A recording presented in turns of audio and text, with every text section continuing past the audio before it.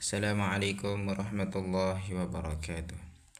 Alhamdulillahi wa kafa wa salatu wassalamu ala habibikal mustafa wa ala alihi ahli sudiki wal wafa amma ba'du. Perkenalkan, nama saya Mardian Sasanju Dwi Wahyudi dengan NIM 25 11 10 11 25. Di sini saya akan menjawab soal ujian akhir semester di mata kuliah Filsafat Umum. Baik, masuk ke jawaban pertama. Berpikir adalah aktivitas mental dasar yang dilakukan setiap manusia dalam kehidupan sehari-hari. Berpikir bisa bersifat spontan, praktis, dan tidak selalu sistematis. Kemudian berfilsafat adalah bentuk berpikir yang lebih mendalam, sistematis, kritis, dan radikal, atau sampai akar-akarnya. Bersifat memiliki karakteristik seperti sistematis, tersusun, dan logis. Kemudian ada radikal, menggali sampai ke akar-akarnya. Kemudian ada universal, mencari kebenaran yang bersifat umum. Jadi, filsafat adalah proses berpikir tingkat tinggi yang mempertanyakan hakikat, makna, dan kebenaran fundamental dari segala sesuatu. Namun, seseorang tidak perlu berfilsafat untuk berpikir tentang hal-hal praktis. Baik, jawaban kedua, dongeng dan tahayul melahirkan ilmu pengetahuan. Manusia pada zaman dahulu menggunakan cerita dan tahayul untuk menjelaskan fenomena alam. Misalnya petir dianggap sebagai kemarahan dewa dan penyakit dianggap kutukan. Meskipun tidak ilmiah, itu menunjukkan upaya manusia untuk menjelaskan fenomena. Dengan berkembangnya akal manusia, manusia mulai mempertanyakan penjelasan mitologis ini dan mencari penjelasan yang logis. Proses ini menghasilkan pemikiran filosofis yang merupakan dasar dari metode ilmiah. Dongeng dan tahayul merupakan awal bagi manusia untuk menemukan lebih banyak pengetahuan yang pada akhirnya menghasilkan pengetahuan. Bagian ke B, keindahan alam yang menimbulkan keingintahuan. Ketika manusia menatap langit malam dengan bintang-bintang yang bertabur, maka timbullah pertanyaan yang mendalam. Apa itu bintang? Siapa yang menciptakan bintang? Kemudian apa tujuannya diciptakan alam semesta? Menurut Plato dan Aristoteles, rasa takjub yang merupakan dasar filsafat dipacu oleh keindahan alam semesta. Rasa takjub ini mendorong manusia untuk menyelidiki, mengamati, dan akhirnya menemukan hukum-hukum alam yang merupakan dasar fisika, astronomi, dan ilmu pengetahuan lainnya. Kemudian bagian C, angan-angan yang melahirkan filsafat. Angan-angan atau dikenal juga sebagai imajinasi adalah kemampuan manusia untuk berpikir di luar realitas nyata. Manusia tidak hanya menerima keadaan sebagaimana adanya, tapi mereka juga mampu membayangkan keadaan lain yang mungkin terjadi. Melalui angan-angan manusia bertanya, bagaimana atau jikalau, mungkinkah ada? Pertanyaan-pertanyaan seperti itu sering bermunculan. Kemampuan berangan-angan ini menyebabkan pemikiran filosofis tentang hal-hal seperti kebenaran, keadilan, kebaikan. Salah satu contohnya adalah gagasan Plato tentang dunia ide yang merupakan hasil dari idealisme tentang kesempurnaan yang dapat ditemukan di dunia nyata. Teori-teori sosial, utopia, dan visi masa depan yang berasal dari angan-angan. Baik, masuk ke jawaban ketiga, sejarah konsep berpikir dalam filsafat. Bagian A, periode filsafat Yunani dengan tahun 624 sampai 450 sebelum Masehi. Ini berfokus pada mencari ars atau unsur dasar alam semesta dengan tokoh-tokoh Thales. Pemikirannya ialah air adalah substansi dasar segala sesuatu. Kemudian ada Pythagoras dengan pemikirannya bilangan adalah hakikat realitas. Kemudian ada Heraklitus dengan pemikirannya segala sesuatu mengalir atau berubah. Baik, kemudian kedua, periode klasik pada tahun 450 sampai 320 sebelum Masehi. Ini berfokus pada etika, politik, dan pengetahuan dengan tokoh-tokoh seperti Socrates pada tahun 469 sampai 399 sebelum Masehi, dengan pemikiran kenali dirimu sendiri dengan metode dialektika kebajikan adalah pengetahuan. Kemudian ada Plato pada tahun 427 sampai 347 sebelum Masehi dengan pemikirannya teori ide atau form, alegori, good, negara ideal, jiwa terbagi tiga. Kemudian ada Aristoteles pada tahun 384 sampai 322 sebelum Masehi dengan pemikiran logika, metafisika, etika kebajikan, politik sebagai ilmu praktis. Baik, masuk ke jawaban ketiga, sejarah konsep berpikir dalam filsafat. Bagian A, periode filsafat Yunani dengan tahun 624 sampai 450 sebelum Masehi. Ini berfokus pada mencari arus atau unsur dasar alam semesta dengan tokoh-tokoh Thales. Pemikirannya ialah air adalah substansi dasar segala sesuatu. Kemudian ada Pythagoras dengan pemikirannya bilangan adalah hakikat realitas. Kemudian ada Heraklitus dengan pemikirannya segala sesuatu mengalir atau berubah. Baik, kemudian kedua, periode klasik pada tahun 450 sampai 320 sebelum Masehi. Ini berfokus pada etika, politik, dan pengetahuan dengan tokoh-tokoh seperti Socrates pada tahun 469 sampai 399 sebelum Masehi, dengan pemikiran kenali dirimu sendiri dengan metode dialektika kebajikan adalah pengetahuan. Kemudian ada Plato pada tahun 427 sampai 347 sebelum Masehi dengan pemikirannya teori ide atau form, alegori, good, negara ideal, jiwa terbagi tiga. Kemudian ada Aristoteles pada tahun 384 sampai 322 sebelum Masehi dengan pemikiran logika, metafisika, etika kebajikan, politik sebagai ilmu praktis. Baik, masuk ke poin ketiga, periode Helenistik pada tahun 320 sebelum Masehi hingga 600 Masehi. Yang ini berfokus pada kebahagiaan individu dan ketenangan jiwa.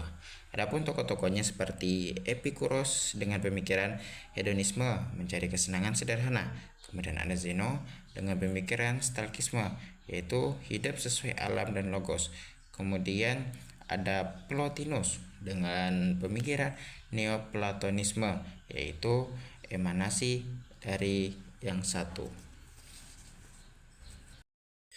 Baik, masuk ke poin B, yaitu filosof besar Islam. Yang pertama seperti Al-Kindi pada tahun 801 hingga 473 Masehi. Beliau juga adalah filsafat Arab pertama. Yaitu beliau memadukan filsafat Yunani dengan Islam. Kemudian ada Al-Farabi pada tahun 870 hingga 950 Masehi. Beliau juga disebut guru kedua setelah Aristoteles. Beliau membuat teori tentang negara ideal atau Madinah Fadilah. Kemudian ada Ibnu Sina pada tahun 980 hingga 1073 Masehi. Beliau membuat filsafat eksistensi atau wajib al-wujud. Kemudian ada Al-Ghazali atau Imam Al-Ghazali pada tahun 1058 hingga 1111 Masehi. Beliau membuat kritik terhadap filsafat dalam Tahafut al-Falasifah. Kemudian ada Ibnu Rushd pada tahun 1126 hingga 1198 Masehi.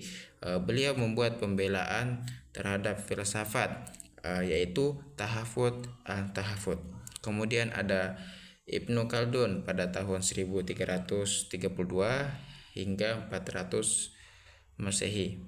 Beliau juga disebut Bapak Sosiologi dan beliau membuat sebuah karya yaitu Muqaddimah. Baik, masuk ke poin C, pentingnya ilmu berdasarkan Al-Quran. Al-Quran sangat menekankan pentingnya ilmu pengetahuan. Adapun ayat-ayat tentang ilmu pada Quran surah Al-Alaq ayat 1-5 yang memerintahkan membaca yaitu sebagai wahyu pertama. Kemudian ada Quran surah Az-Zumar ayat 11 yang artinya Allah mengangkat derajat orang-orang yang beriman dan orang-orang yang berilmu. Kemudian ada surah Toha ayat 114 dengan bunyi Rabbi zidni ilman, dengan arti ya Tuhanku tambahkanlah ilmu kepadaku. Kemudian konsep ilmu dalam Islam. Ilmu itu membawa kepada takwa dan ma'rifatullah. Ilmu juga harus diamalkan, bukan hanya sekedar dihafal yang selalu diulang-ulang. Kemudian ada ilmu dunia dan akhirat yang harus berkesinambungan atau saling melengkapi. Kemudian masuk ke poin D, konsep sekularisme barat melawan filsafat Islam. Dari sekularisme barat yaitu seperti rasionalitas manusia sebagai satu-satunya standar kebenaran. Kemudian ada agama adalah urusan pribadi, kemudian netralitas terhadap agama. Kemudian dari filsafat Islam ada integrasi agama dengan seluruh aspek kehidupan. Tauhid sebagai basis epistemologi dan ontologi. Kemudian ilmu pengetahuan harus jalan dengan nilai-nilai Islam. Perbedaan fundamental dalam filsafat barat sekuler. Manusia diposisikan sebagai pusat antroposentris, sedangkan dalam filsafat Islam Tuhan diposisikan sebagai pusat atau teosentris dan manusia diposisikan sebagai khalifah di bumi. Masuk ke jawaban keempat, pendidikan dan pembagian filsafat menurut objeknya. Filsafat dapat dibagi berdasarkan objek seperti material dan objek formal. Adapun pendidikannya yaitu A, berdasarkan objek material atau ada apa yang dikaji. Filsafat umum atau teoritis dapat dikaji seperti metafisa, filsafat tentang ada atau ontologi, kajian tentang hakikat keberadaan, terus ada kosmologi, kajian tentang alam semesta, dan antropologi filosofis atau kajian tentang hakikat manusia. Kemudian ada epistemologi atau filsafat pengetahuan seperti sumber pengetahuan, validitas pengetahuan, dan kriteria kebenaran. Kemudian ada aksiologi atau filsafat nilai seperti etika, kajian tentang baik buruk. Kemudian ada estetika, kajian tentang keindahan. Kemudian ada filsafat agama, kajian tentang religius. Kemudian ada logika atau filsafat berpikir, aturan berpikir yang benar. Kemudian ada argumen valid atau invalid. Kemudian ada penalaran, deduktif dan induktif. Kemudian ada di poin kedua, filsafat khusus atau terapan. Filsafat yang diterapkan pada bidang tertentu seperti filsafat pendidikan, filsafat umum, dan politik. Kemudian tadi sudah poin A, kita masuk ke poin B, berdasarkan objek formal atau cara mengkaji. Yang pertama adalah metode rasional, kemudian ada metode empiris, ada metode inklusif, dan metode kritis. Baik, masuk ke jawaban kelima, peran filsafat dalam membentuk kerangka berpikir. Filsafat memerankan peran penting dalam membangun kerangka berpikir yang akan digunakan seseorang untuk bertindak. Di sini saya membaginya menjadi 4. Yang pertama itu filsafat sebagai fondasi worldview atau fondasi membentuk pandangan terhadap dunia, yaitu mencakup ada ontologi, apa yang nyata dan ada. Kemudian ada epistemologi, bagaimana saya tahu sesuatu itu benar. Kemudian ada aksiologi, apa yang bernilai dan penting. Kerangka berpikir ini menjadi kacamata yang digunakan seseorang untuk memahami realitas dan membuat keputusan. Kemudian ada B, filsafat memberikan kriteria evaluasi. Sebelum seseorang itu bertindak, perlu ia mengevaluasi dari aspek etis, apakah tindakan ini benar atau salah. Kemudian ada aspek logis, apakah tindakan ini rasional atau dan konsisten. Kemudian ada aspek teologis, apa tujuan dan konsekuensi tindakan ini.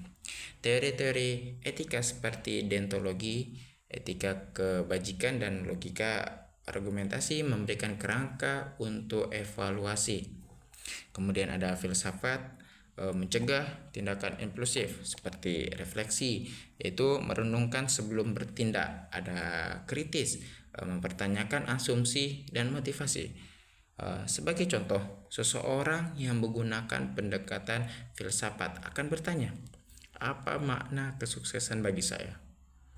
Sebelum membuat keputusan tentang karir mereka, apa tujuan saya dalam hidup? Bagaimana keputusan ini sejalan dengan saya? Kemudian ada D, filsafat dalam konteks Islam. Dalam konteks Islam, kerangka berpikir filosofis harus berpijak pada yang pertama, tauhid. Segala tindakan diniatkan hanya untuk Allah. Kemudian ada akhlak karimah, nilai-nilai moral dalam Islam. Kemudian ada hikmah atau kebijaksanaan dalam setiap tindakan. Jika seseorang tidak memiliki kerangka berpikir filosofis, mereka akan bertindak secara reaktif, mengikuti tren, atau terjebak dalam relativisme moral. Menurut filsafat, setiap tindakan adalah hasil dan refleksi dalam dan keputusan sadar. Mungkin hanya ini yang dapat saya sampaikan, kurang dan lebihnya mohon dimaafkan. Assalamualaikum warahmatullahi wabarakatuh.